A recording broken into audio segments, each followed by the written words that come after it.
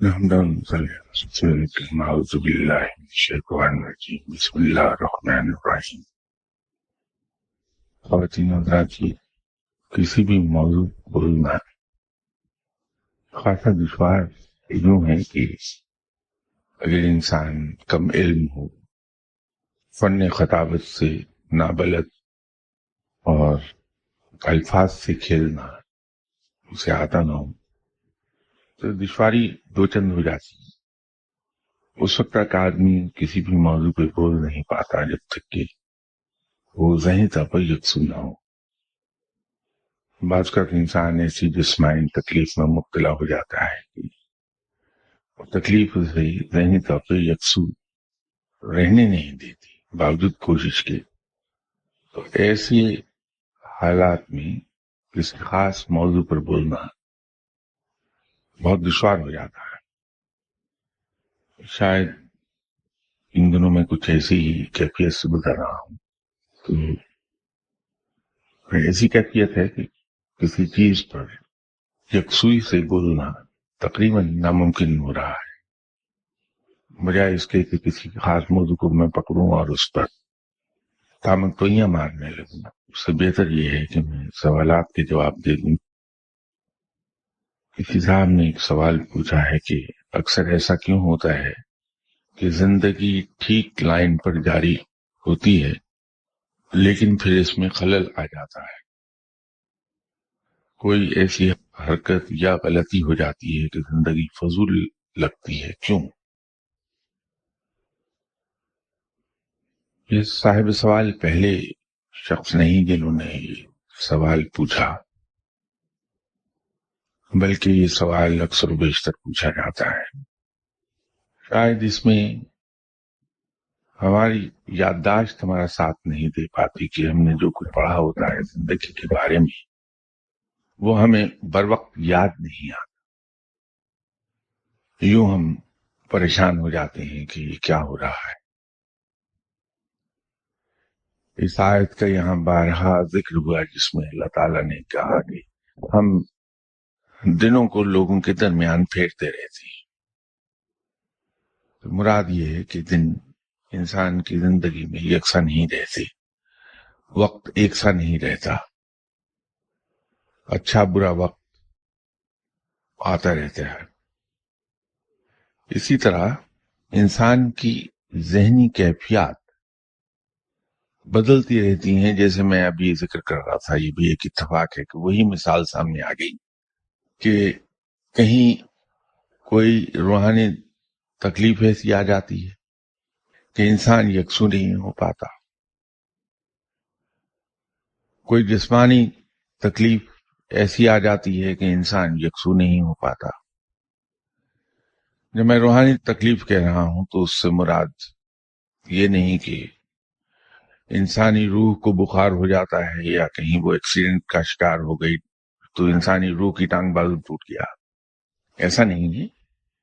انسانی روح کو جو تکلیف اور دکھ پہنچتا ہے وہ عام طور پر بڑا شدید ہوتا ہے.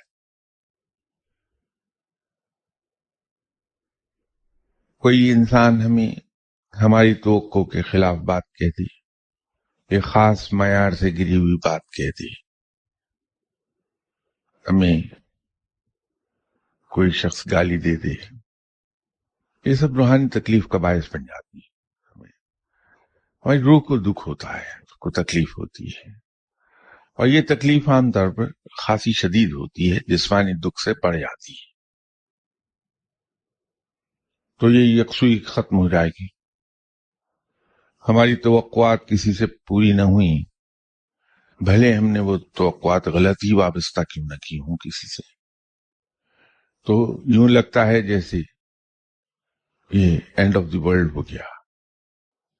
ایسا ہوتا نہیں. تو جب ہم ایسے روحانی کرب میں مبتلا ہوتی ہیں تو ہماری یکسوئی متاثر ہو جاتی ہے. اسی طرح جسمانی تکالیف کچھ ایسی ہوتی ہیں، جیسے دانت کا درد ہے، وہ تھروبنگ پین ہے. یہ انسان کو یکسو نہیں ہونے دے گی. زندگی میں کوئی بھی کام ہم کرنے لگیں گے تو اس کو ہم صحیح طریقے پر سر انجام نہیں دے پائیں گے. حالانکہ دانت انسانی جسم میں بہت چھوٹا حصہ ہے، لیکن وہ ایسی تھروبنگ پین ہے کہ ٹکنے نہیں دیتی آدمی کو. ایسے ہی کچھ لوگوں کے لیے مائگرین پرابلم ہو جاتا ہے، وہ انہیں ٹکنے نہیں دیتا. تو جب ایسی کیفیات سے گزر رہا ہوتا ہے اور اس کے ساتھ ساتھ کہیں کبھی کبھار ایسا بھی ہو جاتا ہے کہ انسان کسی گلٹ میں مبتلا ہو جاتا ہے. آپ جیسا کوئی نیک آدمی کسی کو کوئی دکھ دے دے تو جو لمحاتی غصہ ہے، ان لمحات سے گزرنے کے بعد انسان ایک شدید قسم کے گلٹ میں مبتلا ہو جائے گا کہ میری ذات سے کسی کو یہ دکھ پہنچا، میں نے کسی کو تکلیف دے دی. وہ گلٹ انسان کو یکسو نہیں ہونے دے گا، اسے چین نہیں آئے گا. تو یہ انسان کی بدلتی کیفیات ہیں. کہنا میں یہ چاہ رہا تھا کہ انسان کی زندگی میں اس کی جسمانی اور روحانی یا ذہنی کیفیات بدلتی رہتی، اس میں تبدیلی آتی رہتی ہے، جس کے نتیجے میں انسان کی یکسوئی متاثر ہوتی ہے. اور بعض اوقات یہ کیفیت اتنی بڑھ جاتی کہ اس کی سینس آف ڈائریکشن لوز ہو جاتی ہے.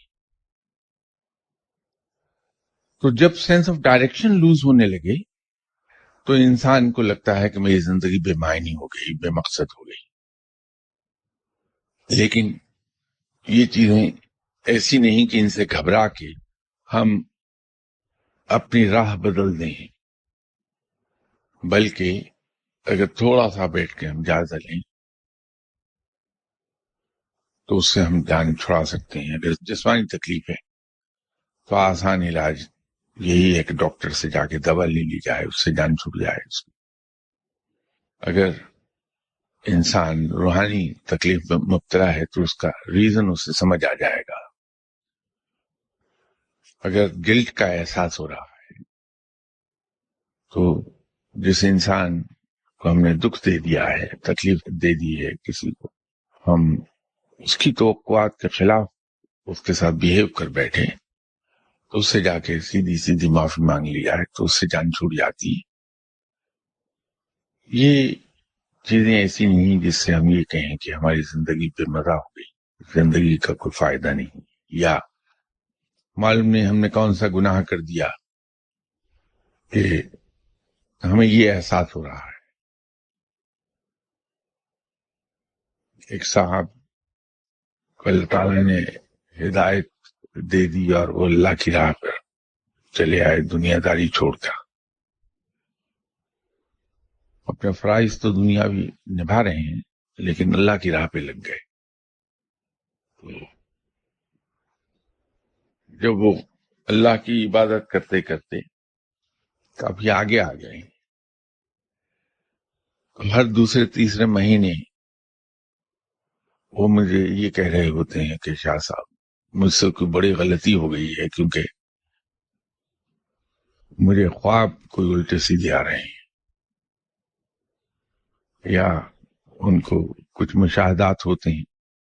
ایسا آج جو مشاہدہ ہوا وہ تو بڑا عجیب و غریب تھا. ان سے عام طور پہ میں تسلی دے دیا کرتا ہوں، لیکن ایک دن ان سے میں نے کہا کہ آپ یہ فرمائیے کیا مشاہدہ ہوا. تو انہوں نے اپنا وہ مشاہدہ بتایا تو میں نے ان سے کہا کہ اب آپ اس کو ٹرانسلیٹ کیجئے کہ آپ اس سے کیا سمجھے. انہوں نے کہا کہ صاحب لگتا یوں ہے کہ مجھے انعامات دیے جا رہے تھے اور میری کسی غلطی سے وہ انعامات روک لیے گئے. ان کو اس مشاہدے کا انالیسس کر کے میں نے بتایا کہ انعامات روک نہیں لیے گئے، بلکہ آپ کو یہ دکھا دیا گیا کہ انعامات آپ کو ملیں گے ضرور، لیکن ابھی وقت نہیں آیا. یہ رب تعالیٰ بھی امریکہ کی طرح آپ کو کہہ رہا ہے ڈو مور، اس کے بعد کچھ آپ کو پلے پڑے گا. تو ہم کیفیات کو سمجھ نہیں پاتے، حالانکہ کیفیات تو ہر لمحہ چینج ہوتی رہتی ہے.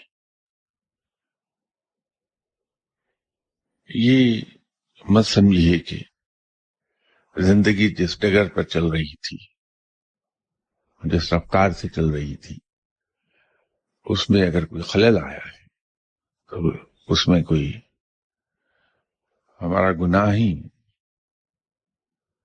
ہمارے آڑے آ رہا ہے.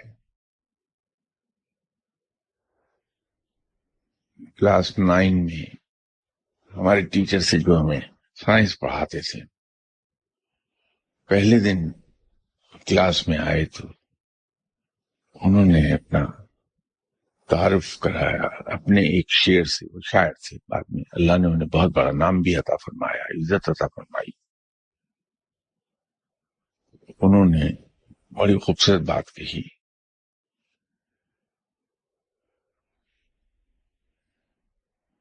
اگرچہ شعر مجھے یاد نہیں رہتے کہ حصے لطیف ہے ہی نہیں میرے اندر، لیکن معلوم نہیں یہ شعر کیوں کلاس 9 سے لے کے اب تک یاد ہے. انہوں نے اپنا تعارف کرایا کہ گل ہوں میں، خار ہے میری پاداش، رنگ و بو میرے چرائے میں. تو معلوم ہوا کہ کمیونسٹ ہیں، حکومت نے انہیں جیل میں ڈالا تھا، کل شام ہی رہا ہو کر آئے واپس. وہ اس کو ریفر کر رہے تھے. لیکن یہ جو زندگی میں ایک ٹھہراؤ، رک سی جاتی ہے زندگی، خلل آ جاتا ہے. بعض کا یوں بھی ہوتا ہے کہ یہ انسان کے اپنے رنگ و بو کے جرم میں وہ کانٹے اسے ملنے لگتے ہیں، اور وہ کانٹے اس لیے چبھوئے جا رہے ہوتے ہیں کہ آنے والے کل میں اس کو بہتر انعامات دے دیے جائیں. تو جب بھی کسی کو روحانی راہ میں، دنیاوی نہیں بات کر رہا، روحانی راہ میں جب بھی کسی کو چکی میں ڈالا جاتا ہے، پڑھے لکھے الفاظ میں اگر ہم یہ کہیں، اس کو جب مل سے گزارا جاتا ہے تو عام طور پر وہ ریفریشر کورس ہوتا ہے.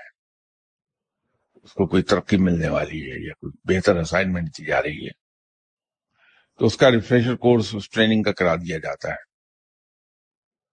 کہ انسان کس درجے کی اپنی ہڈیاں توڑوا سکتا ہے، کس درجے کی سختیاں برداشت کر سکتا ہے.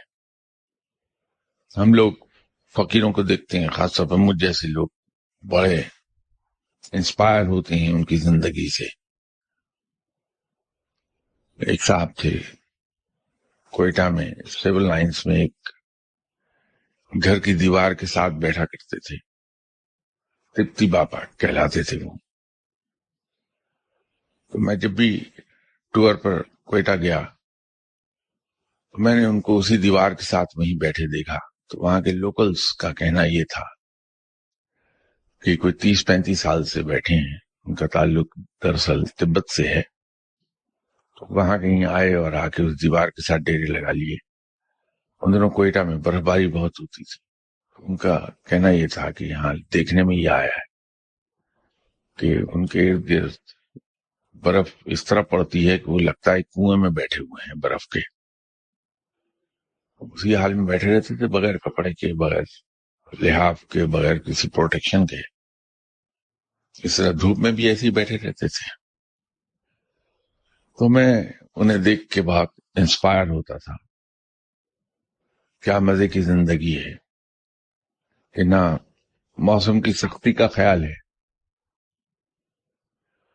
نہ یہ خیال کہ کوئی کھانا کہاں سے آئے گا، نہ کسی روپے پیسے کی کوئی فکر ہے. تو ان کے بارے میں مشہور یہ تھا کہ انہوں نے کبھی کسی سے کچھ لیا نہیں، کچھ دینے کی کوشش کرے تو مارتے تھے آگے سے. اور وہ ان کی یہ ادا بڑی بھاتی تھی کہ بڑے مزے سے بیٹھے ہیں، انہیں کسی چیز کی فکر ہی نہیں ہے. لیکن بعد کہ آنے والے سالوں میں پتہ یہ لگا کہ اس مقام پر پہنچنے سے پہلے انسان کو چکی کے 2 پارٹوں میں رکھ کے اس طرح پیس دیا جاتا ہے کہ اس کی ہڈیوں کا سرما بن جاتا ہے. دنیا کی کوئی ایسی سختی نہیں جس سے انسان اس مقام تک پہنچنے کے لیے گزرتا نہیں. تو مجھے ایسا انسان تو پہلے دن کی 1 دن کی سختی برداشت نہیں کر سکتا. فقیروں کو دیکھ کے ہم لوگ ادھر کو لپکتے ضرور ہیں، لیکن ان کی زندگی کی سختیاں جن سے وہ گزر رہے ہوتے ہیں وہ کم سے کم مجھ جیسے انسان کو تو ناقابل برداشت دکھائی دیتی ہیں. انہیں کون نمٹائے گا؟ بات وہی ہو رہی تھی کہ روحانی کیفیات میں جو تبدیلیاں آتی ہیں اس کے نتیجے میں ہماری زندگی متاثر ہوتی ہے، ہمارے احساسات تبدیل ہو جاتے ہیں اس کے بارے میں. لیکن اس سے گھبرانا نہیں چاہیے، یہ وقتی ہوتے ہیں. انسان اس فیز سے گزر جاتا ہے اور پھر اپنی ڈگر کو چلا جاتا ہے. مجھے کسی صاحب نے معلوم نہیں کسی جگہ سے بھیجی ہے کہ I've come to know a hadith of Prophet sallallahu alaihi wasallam regarding Ajwa dates, as someone take it regularly would get well myocardial infarction and other related complications like arterial thrombosis and plaques.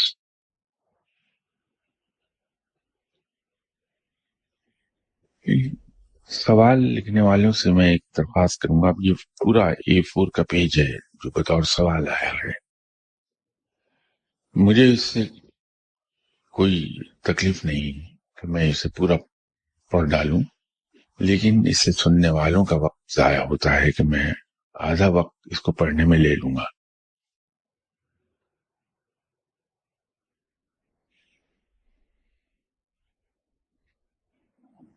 ان کا سوال وہ خاصی لمبی تمہید کے بعد اصل میں وہ پوچھ یہ رہے ہیں کہ یہ اجوا کھجور کس طرح سے مدد کرتی ہے انسان کی آرٹریز سے پلیک کو ایروڈ کرنے میں. اور دوسرا سوال یہ ہے کہ جو ڈینیوڈیڈ ویسکولر اینڈوتھیلیم ہے وہ کس طرح سے ریہیبلیٹیٹ ہوتے ہیں. تو ان کی مراد یہ ہے کہ اس کی ریپیئر کیسے کر دیتی ہے اجوا کھجور. اور تیسرا کہ اجوا کھجور یہ اس کا اردو میں شن نہیں ہے اور اس کا سکوں کہ وٹ رول اجوا پلیز ٹو کمبیٹ. اب انہوں نے آگے 4 اور مختلف کنڈیشنز لکھی ہیں جو آرٹریز میں پیدا ہوتی ہیں. میرا تعلق ایگریکلچر سے کبھی نہیں رہا. میرا خیال ہے کہ میری آبا و اجداد بھی کبھی شاید کسی گاؤں میں نہیں گئے ہوں گے، اس لیے کوئی معلومات میری زیادہ نہیں ہیں فصلوں کے بارے میں. بلکہ ایک بار جب گورنمنٹ کی جاب چھوڑی تھی تو ایک امریکن کمپنی نے مجھے ہائر کرنا چاہا اپنے پاکستان آپریشنز سے. تو وہ کمپنی ہائیبریڈ سیڈز میں ڈیل کرتی تھی. انٹرویو میں انہوں نے بتایا کہ ان کی پروڈکٹ کیا ہے. تو میرا پہلا جواب ان سے یہ تھا کہ میں اس کے لیے مناسب آدمی نہیں ہوں، کیونکہ مجھے آج تک اتفاق نہیں ہوا کسی گاؤں میں جانے کا. جس کا انٹرویو ہو رہا تھا وہاں درخت سے پیچھے بیک گراؤنڈ میں کچھ، تو میں نے ان سے کہا کہ اگر آپ یہ نزدیک ترین درخت، امریکن سے جو انٹرویو کر رہے تھے، کہ یہ قریب ترین درخت کا اگر آپ پوچھیں گے کیا ہے تو سوائے اس کے کہ میں یہ کہہ سکوں کہ یہ ایک درخت ہے، اس کے علاوہ مجھے نہیں معلوم. تو میری معلومات اتنی ناقص ہیں ایگریکلچر یا ایگریکلچر پروڈیوس کے بارے میں. جہاں تک میں جانتا ہوں ایک بنیادی چیز ہمیں یاد رکھنی چاہیے اجوا کے بارے میں کہ اجوا مینلی مدینہ یا اس کے ارد گرد کے علاقوں میں پیدا ہوتی ہے. سعودی عربیہ کے یا گلف کے وہ تمام علاقے جہاں کھجور پیدا ہوتی ہے وہاں اجوا نہیں ہوتی. اجوا صرف مدینہ یا اس کے ارد گرد کے ایریا کے لیے مخصوص ہے. اس کی وجہ یہ ہے کہ مدینہ کا جو جیولوجیکل اسٹریٹا ہے اس کی جو سوائل ہے وہ اپنے ایک ٹپیکل ویدر کی وجہ سے خاص اس کی فارمیشن ہے، کیمیکل کمپوزیشن اس کی ایک خاص ہے، اس کی وجہ سے اس درخت کی نشوونما وہاں ہوتی ہے. سیکنڈلی جو اس کی کلائمیٹک کنڈیشنز ہیں مدینہ اور اس کے ارد گرد کے ایریا کی، وہ ایریا بہت زیادہ نہیں ہے. مدینہ سے جیسے ایک بار یہاں کسی گفتگو کے دوران میں نے عرض کیا تھا کہ اللہ تعالی نے زمین پر اسے مختلف رنگ دینے کے لیے ایک عجیب رول بنایا ہے کہ آپ کسی ایک پرٹیکولر پوائنٹ کو لے لیجئے، اس کے 100 مائلز ریڈیس میں، ڈائمیٹر نہیں ریڈیس، 100 مائلز ریڈیس میں تو ایک سی آب و ہوا ہے، ایک سی جیولوجیکل اسٹریٹا ہے، ڈائلیکٹ ایک سا ہے، لوگوں کی شکل و صورت ایک سی ہے. لیکن جو ہی ہم 100 مائلز ریڈیس سے بیونڈ جائیں گے تو ڈائلیکٹ بھی چینج ہوتا ہے، لوگوں کی شکل و شباہت، ان کے قد کاٹ میں تبدیلی آتی ہے، ویجیٹیشن جو خضرو ویجیٹیشن ہے اس کی رنگ و روپ میں تبدیلی محسوس ہوتی ہے. آپ اس کی مثال لے لیجئے لاہور کی. لاہور کے 100 مائلز ریڈیس اگر آپ دیکھیں نارتھ ویسٹ میں تو جہلم پر جا کے ختم ہوتا ہے. اگر آپ اس کو ویسٹ میں دیکھیں گے، بلکہ ویسٹ ساؤتھ، تو ساہیوال آخری حد ہے اس کی. ادھر اگر ایسٹ میں ہم جائیں گے لاہور کے تو لدھیانہ سے آگے امبالہ تقریباً وہ اس کی حد بن جاتی ہے. تو جو ہی ہم سفر کرتے ہیں نارتھ ویسٹ میں، جہلم جاتے ہیں تو وہاں ڈائلیکٹ چینج ہو جاتا ہے پنجابی کا، وہاں ٹوپوگرافی پوٹوہار آ جاتا ہے سارا، اس کے ویدر میں تبدیلی آتی ہے. وہاں کی جو جڑی بوٹیاں ہیں، ویجیٹیشن، نیچرل ویجیٹیشن، اس کی شکل و صورت تبدیل ہو جاتی ہے. ساہیوال سے آپ آگے نکل جائیے جاوطنی کی طرف تو ڈائلیکٹ چینج ہونے لگتا ہے، اس کے اندر سرائکی مکس ہوتی ہے، اس طرح ویجیٹیشن میں تبدیلی آ جاتی ہے. جو نیچرل پروڈیوس ہے، ایگریکلچر پروڈیوس، وہ تبدیل ہو جاتی. وہ مین اس کا کاز زمین کی خصوصیات اور ویدر خصوصیات ہیں. اور اسی ضمن میں نے عرض کیا تھا کہ ہم عام طور پر شکایت کرتے ہیں کہ اگرچہ قرآن نے کہا کہ شہد میں انسان کے لیے شفا ہے، لیکن ہم شہد کھاتے ہیں تو عام طور پر شفا نہیں ہوتی.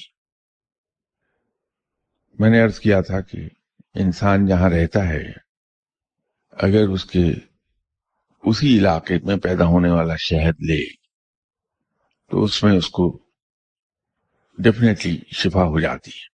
لیکن ہم کرتے یہ ہیں کہ رہتے لاہور میں ہیں لیکن ہالینڈ کا شہد کھاتے ہیں یا آسٹریلیا کا شہد کھاتے ہیں. وہاں کے موسمی حالات، وہاں کی زمینی حالات دونوں ہی مختلف ہیں پاکستان سے. ہماری باڈی کو، انسان کی باڈی کو اللہ تعالیٰ نے ان موسمی حالات کے لیے بنایا ہے جہاں ہم رہتے ہیں، اور وہاں اللہ نے جو ہمارے لیے ایگریکلچر پروڈیوس عطا کی ہے وہ بھی اسی موسم کو، اسی علاقے کو سوٹ کرتی ہوئی کی ہے. یورپ میں ہمارے بہت سے بھائی جو جاتے ہیں टेम्पररी विजिट पर। वो एक खरबूजा जिसे हनी ड्यू कहते हैं वो बड़े शौक से खाते हैं। नतीजा ये होता है कि उसके खाते ही इंसान का गला खराब होता है। पहला इफेक्ट उसका ही आएगा और विद इन आवर्स। उसकी वजह यह है कि वो इस मौसमी हालात के लिए नहीं है। वहां जामन आप खाइए, ना उसका मजा आएगा और ना उसके आपको तबी फवाइद मिलेंगे कभी, इसलिए कि उन मौसमी हालात के लिए वो है ही नहीं। तो जहां इंसान रहता है उसी इलाके के पैदा होने वाले फल अपने मौसम में खाए जाएं, उसका फायदा होता है उसकी फसलों का। तो बात अजवा से चली थी कि अजवा वहां पैदा होती है। उसके आप सभी हज़रात मदीना गए हुए होंगे डेफिनेटली, इसलिए कि हम तो सलाम की खातिर हाजिर होते हैं। तो वहां आपने देखा होगा कि उसका मौसम पूरे सऊदी अरेबिया से डिफरेंट है। अगर से ताइफ के इलाके में सऊदी अरेबिया का सबसे बेहतर मौसम मिलता है, लेकिन वहां भी जमीनी हालात वो नहीं है जो मदीना के हैं। जो टोपोग्राफी मुराद में बिल्कुल मुख्तलिफ है टोपोग्राफी वहां की ताइफ की मदीना के मुकाबले पे। इसी तरह जो आबो हवा है उसमें शिद्दत आती है ताइफ में, और ताइफ में ड्राई हो जाती है हवा। मदीना में हवा ड्राई नहीं, ठंडी है लेकिन ड्राई नहीं है, उसमें रतूबत मौजूद रहती है। ये मौसमी हालात और जमीन की खासियत हेल्प करती है अजवा को वहां ग्रो करने में। और उसके अंदर अल्लाह ताला ने ऐसी तासीर दे दी है कि जो हमारी आर्टरीज के अंदर फैट्स जमती हैं, जिसे मेडिकल टर्मिनोलॉजी में प्लेक कहा जाता है, वो उसकी तेजाबियत से उसका एरोइन शुरू होता है, उसे उखाड़ना शुरू कर देती है। इसका छिलका इंसानी दिल के मसल्स को मजबूत करने में रोल अदा करता है। तो ये दोहरा असर आता है अजवा के खाने से कि उसका गूदा उस प्लेक को एरोड करता है जो जम गया है आर्टरीज में,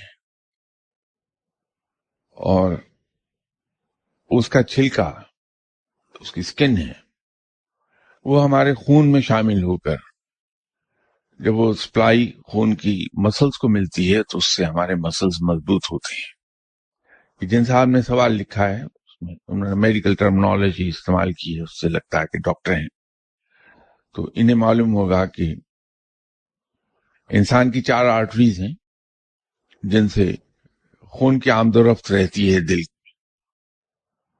अगर उसके अंदर ब्लॉकेज आ जाए कि वो ब्लॉक होने लगे तो ब्लड का फ्लो डिस्टर्ब होता है, उसमें कमी आने लगती है। लेकिन चूंकि जिस्म को तो खून पूरा दरकार है, तो उस कमी को कंपनसेट करता है दिल। नतीजा यह है कि वो अपनी कुव्वत से ज्यादा काम करने लग जाता है, और जब एक लंबे अरसे तक वो अपनी जिसके लिए वो डिजाइंड है उस कैपेसिटी से ज्यादा पंपिंग करता है ताकि इंसानी जिस्म को खून पूरा मिल सके, तो उससे उसके मसल वीक होने लगते हैं। और अभी तक मेडिकल साइंस में कोई ऐसी मेडिसिन दरियाफ्त नहीं हो सकी जो इंसान के दिल के मसल्स को मजबूत कर दे। तो ये अजवा इनफैक्ट 2 prong ट्रीटमेंट देती है इंसान को कि उसका गुदा अपनी अल्कलिक प्रॉपर्टीज की वजह से, इसमें अल्कली पाई जाती है इसके गुदे में, ये उस प्लेक को एरोड कर देती है। उसका फंक्शन इसी तरह होता है जैसे इन्होंने डायग्राम दी है ब्लॉक्ड आर्टरी की, कि ब्लड इसमें से जब गुजरता है तो इसको रुकावट मिलती है इसी जिस जगह पर ये ब्लॉक हो रही है, चोक हो रही है। तो उसमें से ब्लड जब गुजरता है तो अपने साथ थोड़ी थोड़ी मिकदार अपने अल्कलिक प्रॉपर्टीज की वजह से उसको एरोड करने लगता है, उस जमी हुई फैट को, जिससे नैरो हो गई है आर्टरी। تو وہ اس کو کلیئر کر رہا ہوتا ہے. دوسرا اس کے جو اسکن ہے جو ہم نے کھائی ہے اس کے اندر جو کیمیکلز موجود ہیں وہ ہیلپ کرتے ہیں جب ان 3 آرٹریز سے جن سے صرف مسلز ہارٹ کے مسلز کو بلڈ سپلائی جاتی ہے، کیونکہ وہ 3 وینز ہیں انسان کی جو انسان کے ہارٹ کے مسلز کو خون سپلائی کرتی ہیں. اس میں سے ایک وین جو ہے وہ 50% آف دی ٹوٹل سپلائی دیتی ہے دل کے مسلز کو، باقی 25%. تو ان سے جب وہ بلڈ اس کے مسلز کو جاتا ہے تو وہ اس کو اسٹرینتھن کر دیتی ہے. تو یہ دوہرا ایفیکٹ ہوتا یہ ہے کہ ایک طرف دل مضبوط ہو رہا ہوتا ہے، دوسری طرف جو بلاکڈ پیسج ہے وہ کھلنا شروع ہوتا ہے، تو بلڈ کی سپلائی اور زیادہ تیزی کے ساتھ اور پریشر سے جاتی ہے. نتیجہ یہ ہے کہ یہ ایروین کا پروسیس زیادہ تیز ہو جاتا ہے. میں میڈیکل سائنس بالکل نہیں پڑھا ہوا، فزکس اور کیمسٹری سے میرا کبھی دور کا بھی واسطہ نہیں رہا. ویسے تو اللہ کے فضل سے بچپن سے خاصا ہونہار ہوں کہ میتھمیٹکس سے ویسی دشمنی ہے پیدائشی میری. اردو میں کبھی میں 33 مارکس لے کر پاس ہوا ہی نہیں، گریس مارکس پہ پاس ہوا. تو انگریزی تو سودیشی زبان تھی غیروں کی، تو ہم نے پڑھی نہیں کہ ہم انگریز کی زبان کو کیوں پڑھیں، اپنی پنجابی کو پڑھیں گے. تو جب پنجابی پڑھنے بیٹھے تو معلوم ہوا کہ پنجابی کا ایک لفظ ویسے نہیں پڑھا جاتا، تو ہم نے اس پہ بھی 3 لفظ بھیج دیے. تو خاصا ہونہار رہا تعلیم کے بارے میں بچپن سے. تو اس لیے میں یہ ٹرمنالوجی میں تو گفتگو نہیں کر سکوں گا کہ کلینکل ٹرمنالوجی میں اس میں عرض کر سکوں آپ سے، لیکن میں آپ کو ایز اے لے مین جس طرح سے ایکسپلین کر سکتا ہوں وہ میں نے آپ سے ایکسپلین کر دیا. اس کا بہترین طریقہ یہ ہوگا کہ اس کا کیمیکل انالیسس کرا لیجئے. اس کے اندر 5 ایسے کیمیکلز ملیں گے جو الکلائن ہوں گے اور 2 ایسے کیمیکلز ہیں جو ایسیڈک ہیں. اور اتفاق کی بات یہ ہے کہ یہ ساتوں کے ساتوں دل ہی پر اثر کرتے ہیں سب سے زیادہ. اور ایک چیز جو انسان نے نہیں پوچھی وہ میں ایڈیشنلی اپنی طرف سے میں بتا دوں. اس کی گٹلی اگر پیس کر کھائی جائے گی، کیونکہ یہ جو پیسنے کا عمل ہے اس کو جب ہم ہاتھ سے کرتے ہیں، ہاتھ سے اس کو کوٹتے ہیں، اب یہ کوٹنے سے ایک بہت پرانی بات یاد آ گئی. میری درخواست یہ ہے کہ لفظ جو کوٹنا میں کہہ رہا ہوں یہ اردو کا ہے، کہ یہ سننے والے وہ حرکت نہ کر گزرے جو وہ سردار جی کر گزرے تھے کہ ڈاکٹر صاحب نے ان کی بیگم کو ایگزامن کیا اور ایک دوائی دی کہ گھر جا کے اس کو کوٹ کر کھلانا. وہ اپنی وائف کو مار رہے تھے تو کسی نے پوچھا بھائی اس کو کیوں مارتے ہو؟ اس نے کیا کیا کہ نہیں اس نے کچھ نہیں کیا، ڈاکٹر نے کہا تھا کہ یہ دوائی لے جاؤ اور اپنی بیوی کو کوٹ کے کھلانا، تو میں اس کی کٹائی کر رہا ہوں. تو وہ کٹائی میں نہیں عرض کر رہا آپ سے، میں تو گٹلی کو کوٹنے کے لیے کہہ رہا ہوں کہ اسے ہاتھ سے کوٹا جائے. اس سے کسی بھی چیز کو جب ہم ہاتھ سے کوٹتے ہیں تو اس کی کیمیکل اور فزیکل پراپرٹیز بہت کم تبدیل ہوتی ہیں. ہوتی اس میں بھی ہیں کیونکہ جو ہم اس کو چوٹ دیتے ہیں تو اس کے اندر کیمیکل چینج آتی ہے. لیکن یہ جو گرائنڈر ہے اگر اس کے اندر کسی چیز کو ہم پیسیں گے تو وہ اس کی کیمیکل کمپوزیشن کو کلی طور پر تبدیل کر کے رکھ دے گا. اس کی وجہ میں آپ سے عرض کر دوں کہ جو ایٹم بم بناتے ہیں، ہم سے مراد میں نہیں، میں نے تو عرض کیا کہ ایسا ہونہار ہوں کہ کسی بھی سبجیکٹ سے کبھی دوستی رہی نہیں، میں آپ جیسے سائنسدان لوگوں کی بات کر رہا ہوں. تو کرتے کیا ہیں کہ یورینیم لے کے اس کی صفائی کر دیتے ہیں کہ اس کی یورینیم اور کے اندر جو دوسری کنٹامینیشنز ہوتی ہیں وہ اللہ تک کے پیور یورینیم نکال لیا جاتا ہے. اس کو گرم کر کے اس کو گیس میں تبدیل کر کے وہ گیس ایک سینٹریفیوج کے اندر چھوڑی جاتی ہے. وہ سینٹریفیوج لمبائی میں ہوتی اور اس کو اینگل پر माउंट करते हैं, वो गैस उसके अंदर जाती है तो उसमें दरमियान में एक स्टरर लगा हुआ है जो उसे चर्न करता है। वो गालमन 1.5 लाख आरपीएम पर रन करता है, वो अनबिलीवेबल स्पीड। अब वो गैस जो उसके अंदर चर्न होती घूमती है उससे वो चार्ज होना शुरू हो जाती है, जिसको एनरिचमेंट कहते हैं। तो वो एक सेंट्रीफ्यूज से फिर दूसरे में ट्रांसफर हो जाती है, दूसरे से तीसरे में, क्योंकि सेंट्रीफ्यूजेस आमतौर पर 100-150 की तादाद में साइड बाय साइड लगाई जाती हैं और उसे कैस्केड कहा जाता है, ये उसका टेक्निकल वर्ड है। तो उसके अंदर कुछ भी नहीं होता, उसके अंदर कोई केमिकल ऐड नहीं किया जाता, कोई उसको कुछ नहीं, सिर्फ उसको स्पिन करते हैं उस एजिटेटर के जरिए जो उसमें है। उसके स्पिन होने से वो चार्ज होना शुरू हो जाती है, जिसको एनरिचमेंट कहा जाता है, हत्ता कि वो वेपन ग्रेड तक एनरिचमेंट उसकी कर ली जाती है। जो चीज हम ग्राइंडर के अंदर पीसते हैं वो उसी प्रोसेस से गुजर रही होती है कि बहुत स्पीड पर उसको वो चर्निंग करता है, वो ग्राइंडर उसे ब्रेक भी करता है, उसका जो कटर है, और उसको स्पिन भी करता है उसके अंदर। तो उसे दोहरी मार पड़ती है, उससे उसकी केमिकल और फिजिकल प्रॉपर्टीज दोनों ही तब्दील हो जाती हैं। उसके वो फवायद नहीं होंगे जो हाथ से कूटने के हैं। तो अगर उस गुठली को हाथ से बारीक करके खाया जाए तो ये 2-3 चीजों पर जाके असरअंदाज होगी। खून में शामिल होने के बाद उसकी जो अज्जा हैं, इसका सबसे बड़ा असर लिवर के एक हिस्से पर होगा। अगर हम किसी इंसान को उसके सामने से देखें, उसके लिवर को, तो देखने वाले के राइट साइड वाला हिस्सा जो चौड़ा है लिवर का, उसके बॉटम में हिस्सा है, वह आमतौर पर कुछ अरसे के बाद खराब हो जाता है या कम से कम स्लो डाउन हो जाता है। अगर इनवैलिड नहीं होगा तो स्लो डाउन जरूर हो जाएगा। उससे जो केमिकल प्रोड्यूस होता है, जिसे स्प्लेन प्रोसेस करती है, वो केमिकल जब नहीं प्रोड्यूस होता तो इंसान के ब्लड में डिसऑर्डर्स आते हैं और वो पैनक्रियास को इफेक्ट कर देते हैं। ये हमारी बॉडी एक सील बंद यूनिट है और सेल्फ सफिशिएंट रखा है अल्लाह ताला ने। इसके अंदर ही एनर्जी पैदा होती है। हमारी बॉडी में कुछ इलेक्ट्रोलाइट्स हैं, लाइक जिंक, कॉपर, इस तरह की, पोटेशियम, वो इलेक्ट्रोलाइट 5 वो खुराक से जनरेट होते हैं। उससे इंसान की जिस्म के अंदर एनर्जी आती है, या वो स्टैटिक चार्ज आता है जिसका जिक्र यहाँ एक लेक्चर में मैंने किया था। वो हमारे वाइटल ऑर्गन्स को चलाए रखता है।